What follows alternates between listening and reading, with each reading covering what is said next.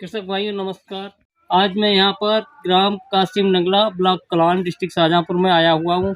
यहाँ पर हमारे यहाँ नमामि गंगे परियोजना के अंतर्गत ऑर्गेनिक फार्मिंग का कार्य चल रहा है और यहाँ पर हमारे इस क्लस्टर के अलाथी ओमकार जी हैं, ये यहाँ पर जीवामृत बनवा रहे हैं। जीवामृत बनाने के लिए सबसे पहले हमें एक 200 लीटर ड्रम की आवश्यकता होती है और उसके बाद ये आप देख रहे हैं, इसे जीवंत मृदा, ये ऐसी जगह से मिट्टी लाई जाती है जहाँ पर कभी किसी केमिकल का प्रयोग ना हुआ हो। इसके लिए हम चुनाव करते हैं बरगद या पीपल के पेड़ के नीचे की मिट्टी लाते हैं या फिर ऐसी जगह जहाँ पर कोई केमिकल ना होता हो, क्योंकि इसमें बहुत सूक्ष्म जीव पाए जाते हैं। आजकल जो हम लोग रासायनिक खेती कर रहे हैं उससे हमारे जो सूक्ष्म जीव जो हमारी उर्वरता को बढ़ाते हैं उनका बहुत ही अभाव हो चुका है।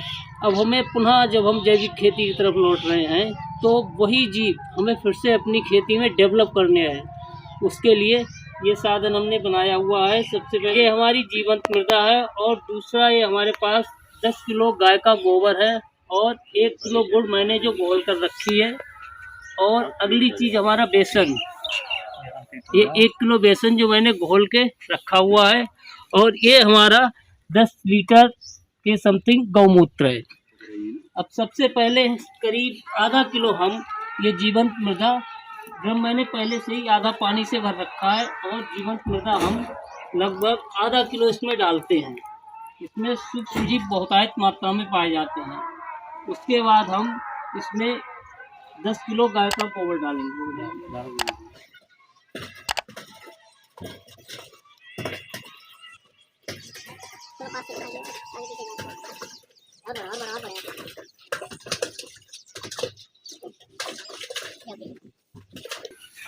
अब ये मैंने इसमें 10 किलो गाय का गोबर डलवा दिया है। इसके बाद हम जो मैंने घोल कर रखा है 1 किलो बेसन, अब वो बेसन में डलवा रहा हूँ। घोल के डाल देते हैं।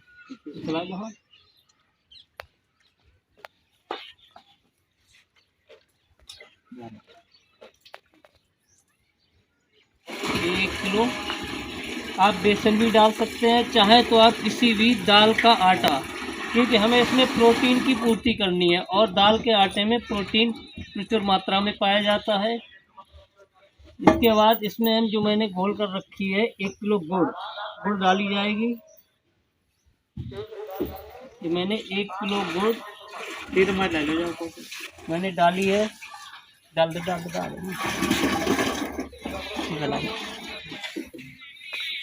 अंत में हम अभी अपना 10 लीटर गौमूत्र डालते हैं।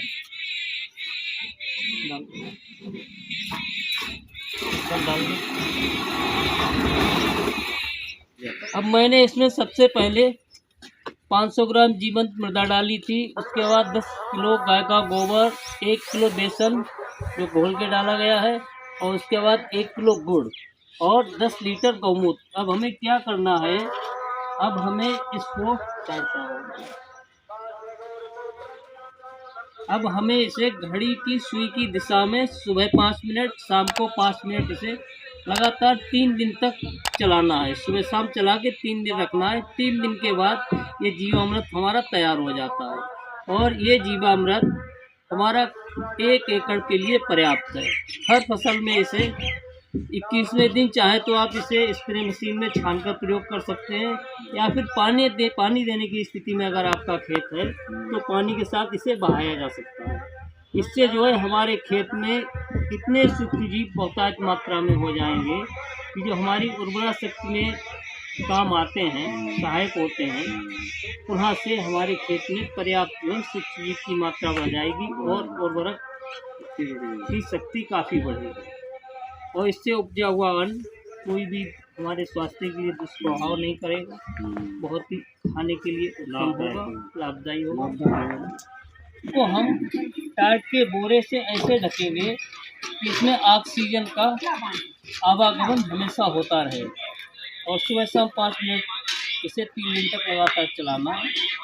उसके बाद 3 दिन में हमारा ये तैयार हो जाता है। अगर हमारे चैनल पर आप लोग नए आए हों तो कृपया चैनल को सब्सक्राइब करें, लाइक करें ताकि अन्य किसान जो है इसका लाभ ले सकें। नमस्कार, धन्यवाद।